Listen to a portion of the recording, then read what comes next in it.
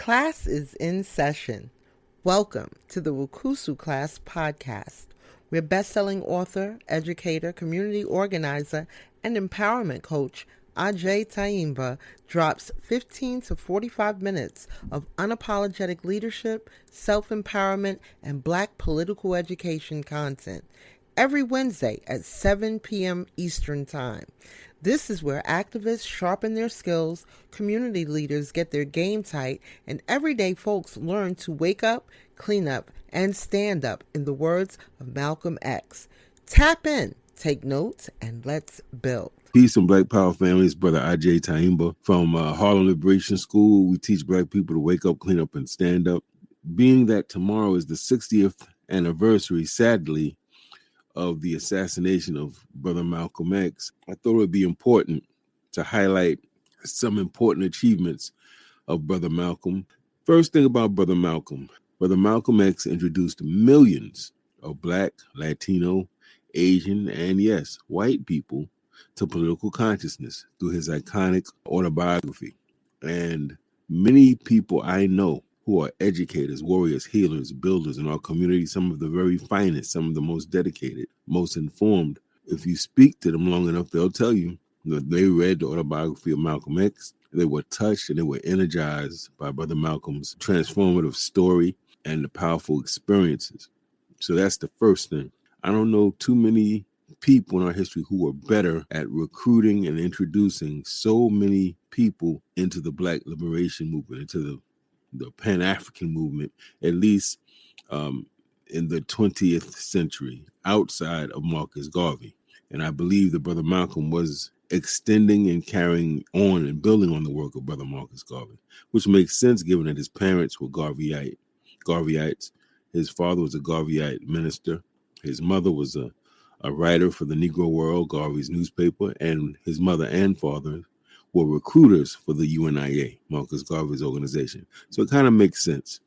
But that's the first thing, that he brought so many people into this movement. Number two, Brother Malcolm's ideas and his example, particularly in that last year of his life, that's critical. 1964, he only lived 2 months in 1965. He was killed in February. So mostly that 64 year was very pivotal for him. He leaves the Nation of Islam, very disgruntled, very sad to have to leave, and he forms two new organizations. But the ideas that he came up with, the things he was teaching on, inspired, and it really provided the ideological foundations of what we know as the Black Arts Movement and Black Power Movement. And he wasn't even alive. Of course, he was not the only influence. But if you do the research, the scholarship, you'll see that Malcolm X stands head and shoulders over everyone as being the person that most of the young activists of Black Power and Black Arts Movement say inspired them. And we also know, for instance, in 1965, there was a young poet living in the village in New York, living a kind of bohemian lifestyle. Upon hearing that Malcolm X was assassinated, changed his name from Leroy Jones to Amiri Baraka, moved away from the village, moved uptown to Harlem, and started the Black Arts Repertory Theater. And in doing that, started formally the Black Arts Movement, which came a year before the Black Power Movement.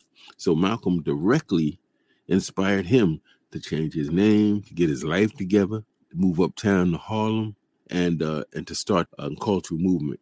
If you look at the Black Power organizations, Bobby Seals and Huey P. Newton, for instance, referred to themselves as the heirs of Malcolm. The heirs, like you inherit something from people, right? So they saw themselves as the young people that were going to put into place the ideas that Brother Malcolm talked about, but he wasn't able to actualize because he was killed too soon. If anyone reads the book New Day in Babylon by William Vanderburg, there's a whole chapter talking about Malcolm and his influence on the Black Power movement, the development of the Black Power and Black Arts movement. If you just think about the central ideas of these movements, and then think about what Malcolm was saying, in particular that last year of his life, self-defense, a strong emphasis on education, but not just education for a degree, not just education to get a job, education as a weapon and a tool for liberation. That you should be able to take something that you learn and use it to come back to community build institutions it needs, maybe create jobs, get people out of gangster activity, all types of things that education should prepare us to do. If you look at this idea of self-determination, land as the basis of independence, that we should see ourselves as a nation and we should do what's necessary to actually have an actual nation with land and territory. This idea that we should disown our slave names. We got these white people's names. We're carrying the names of our former slave masters, and that we should search in our family history, trace our roots, find out whose we are, where we come from, and reconnect to Mother Africa, and not necessarily everything we were doing in Africa way back when, but connect to those basic core values that we get from Mother Africa, and certainly to get our names back.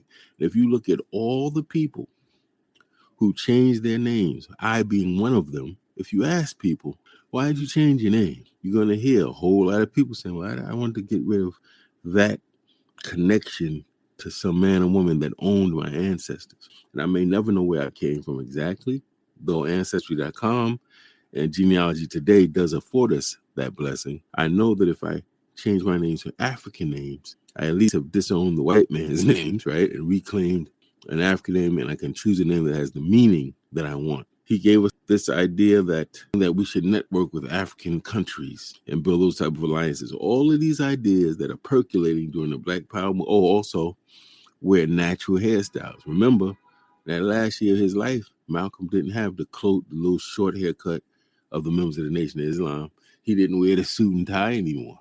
He let his hair grow out. He had a beard, and he was wearing what we might refer to as dashikis or garb from Africa. He had visited Africa many times. So now he's kind of getting into culture. So if you look at all the different components of the Black Power movement, Black Arts movement, it's exactly all the things Malcolm was talking about last year. Also remember that Malcolm in the last year talked about his new Organization of Afro-American Unity. And in breaking down the charter, the Constitution, one of the things he was very clear on, he said, I want to talk to new people, young people. I want to get their ideas, their fresh ideas, that we need to look at this struggle we have differently. Maybe we're not maximizing our efforts. Maybe there's something we're missing. Maybe we need new blood, new ideas, right? So he's reaching the ears of young radical student activists from the Congress of Racial Equality, from the Student Nonviolent Coordinating Committee, the NAACP, the Urban League. He's hitting all these young people are listening to Malcolm, and they feeling Malcolm. They like his energy and all these things, his charisma. They like his ideas, and he represents a new way. He's not trying to compromise with white folks. He's speaking strong. He's telling the truth, speaking truth to power. So he has a remarkable impact on these young people. And when he's tragically assassinated in February 21st, 1965, these young people say, you know what? We're going to step up and do what Brother Malcolm was saying. Number 3, Malcolm's honesty, transparency, humility, fearlessness, work ethic, and willingness to constantly improve himself make him not just a political reference point. He's an actual ethical reference for us. We can actually measure ourselves by to what degree are we moving like Malcolm. How would Malcolm handle that? How would Malcolm respond to that? So that's very important. And I want to give some examples of this because that attribute is very rare. John Henrik Clarke revealed in a documentary that Arab Muslims saw Malcolm as so charismatic, he'd be a great representative of Islam to Black people in the United States. They saw his impact on the people. And so they offered him $3.5 million to create a rival organization to Elijah Muhammad's Nation of Islam that would teach Black people so-called orthodox or quote unquote the correct. To my podcast family, if If you're finding value in this podcast, if it's inspiring, educating, and empowering you, consider supporting the work. Your contributions help keep this platform going strong, bringing you knowledge and motivation for the journey ahead. You can send your support via Cash App to $TRUSELF, followed by the numbers 143. Every dollar helps us continue spreading the message of empowerment, leadership, and liberation. Thank you. Version of Islam, but Dr. Clark reveals that Malcolm refused it. Second example, on February 4th, 1964, two FBI agents with the last names of Beckwith and Fulton visited Malcolm X at his home, and they attempted to make him an FBI informant. You can listen to the actual tape of that on YouTube. He was wise enough, astute enough to have a hidden tape recorder under his couch that he activated when he invited them in. He taped everything. They wanted him to provide information about the Nation of Islam. He refused. A third example, I don't know if any of you are familiar with a show that was popular in New York City called Like It Is. And he had one show that he called The Covert War Against Malcolm X. He has on the show two of Malcolm's close confidants and comrades in the movement. One name, I believe, was Ray Hagins. He was his photographer. The other his name was Earl Grant. In this episode, Earl Grant says one day they were walking down 135th Street, which, if you don't know, is a major street in Harlem, really long street, a lot going on 135th Street, and they run right into Bumpy Johnson. Bumpy Johnson, as you may or may not know, big-time Harlem gangster. Bumpy Johnson is getting his shoe shine, so he comes up and he says, "Hey, man, I heard you having a problem with them Muslims." He said, yeah, I'm having my share of problems. He said, "Look, man, you know all it takes is a phone call, brother. And I'll make that problem go away. I don't like the Muslims anyway." Right? This is like the gangster godfather of Harlem saying this to him. And according to Earl Grant, Malcolm says, "Man, I just don't want to see black people killing black people." He has reason to have beef with these people. It's not who people are in the good times. Everybody's gonna be good when everything's good. It's who they are when they're hungry, ain't got no money, feeling desperate, feeling lonely, feeling upset. That's how you see who you're dealing with. In his lowest possible point, he still walked with dignity and integrity.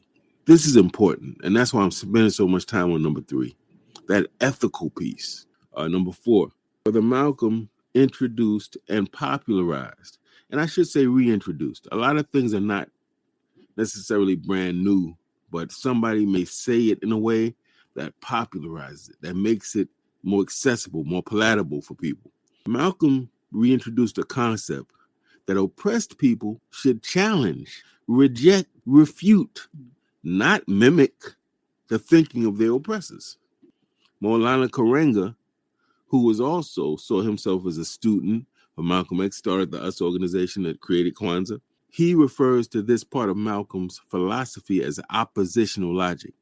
Basically, that the thinking of the oppressed should never be the thinking of the oppressor by definition. And Malcolm, as he tended to do, broke this down beautifully in the very famous parable of the house Negro and the field Negro, in which he says, the house Negroes live in the house. They got the benefits. They dress better. They eat better. They speak better. They're closer to the master, associating himself with the master. Malcolm says, but the field Negroes, the ones who working hard, they're not getting the right food. They're getting beat all the time.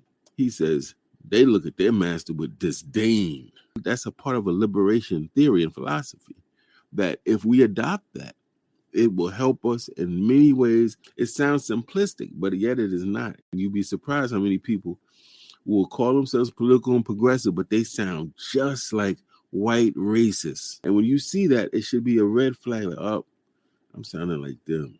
Something's wrong. I need to reevaluate that, right? So that's very important. That oppositional logic is something that I use and employ to this day. Oppositional logic. Number 5, African identity. Today we have organizations that unfortunately seem to be confused about identity issues concerning their proximity to Africa, how they locate and define themselves. They say we're the descendants of slaves, right? But they don't connect themselves to Africa. You got people say, oh no, I'm Native American. We ain't got no African blood. We Native American. It's crazy to me. But Malcolm cut through all of that brilliantly, once again, with parable, with fable, right? He uses metaphor. And he had a favorite fable. He would say, just because a cat has kittens in the oven, that don't make the kittens biscuits. Let's deconstruct that. So yeah, what's he really talking about? The cat is Africa. The kittens are Latinos, so-called African Americans, Cubans, Nicaraguans, Uruguayans, Guyanese. All those people are kittens. Now, some people say, no, I'm Jamaican. I'm not African. Some people say, well, I'm American. Or American descendant of slaves. I don't have no connection to Africa. And some of the Latinos may say, man, I'm Spanish. I got no connection to Africa. And they're all wrong. He just told you the metaphor. Mother Africa is the cat. She gave birth to kittens, and that's us. And her offspring exists all over the planet, what we call the dispersed or the diaspora. And wherever you are, don't forget, just because you here now don't mean that that's the way you identify yourself, your origin, right? So once again, he beautifully uses language to help people see through the anti-African propaganda. And we should be clear, when we disassociate from Africa, when we don't see ourselves as part of a diaspora, this is what happens. You now no longer are the majority of the world. When you see yourself as part of that diaspora, you're the majority on this planet. Because most of this planet is black and brown, family, in case you didn't know. Yeah, and that goes for our people in Asia. That goes for our people on the continent, obviously, in the Caribbean, whether they are, quote unquote, see themselves as black and or Latino, all of them, right? And them not knowing where they come from does not negate that they come from there. So don't ever confuse ignorance to mean just because you don't know or you disagree that you don't have a connection to Africa, because you can listen to the music, look at the dances, all of that, the slang, and you can see the clear connections to Africa. So what he was trying to tell us is that those of us living around the world who are members of the African diaspora have to see ourselves as being part of one large family. Some of us are brothers and sisters. Some of us are cousins. And some of us may be distant cousins, second, third cousins, but we are all family.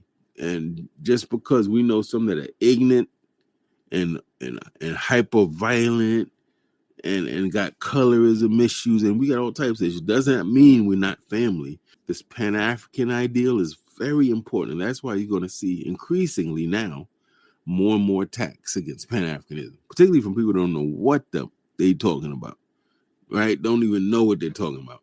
And just as, if I may say this as an aside, when you want brain surgery, you're going to go to a brain surgeon, right? You ain't going to go to a lawyer. When you up in court fighting for your freedom, you ain't going to go to the brain surgeon or the architect.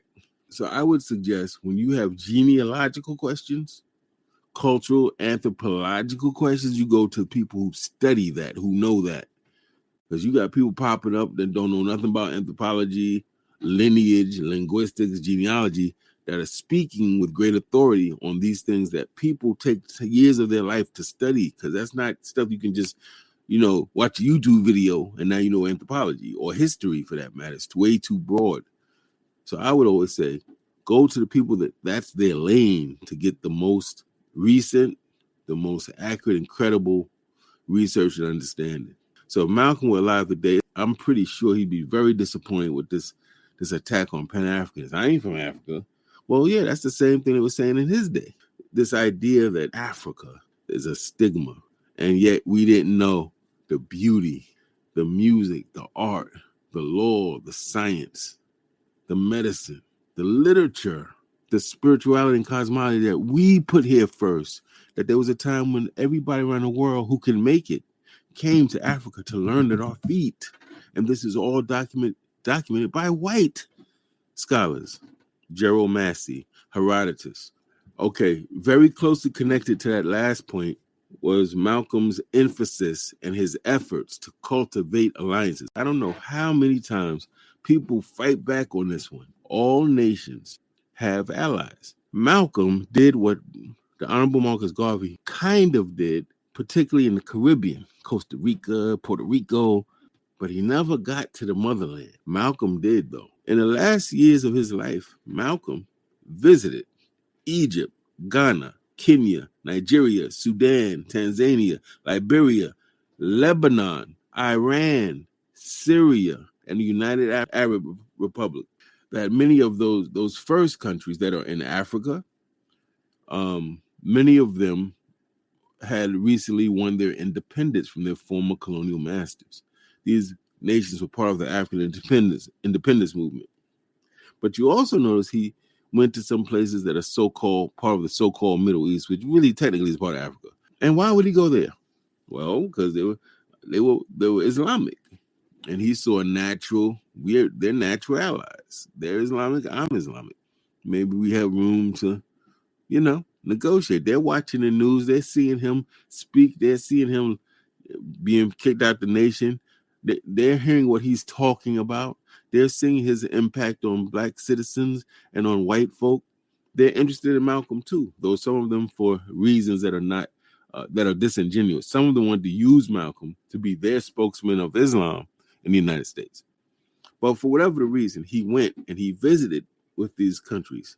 He's pleading the case of black people in the United States that we're brothers, you're long-lost brothers and sisters.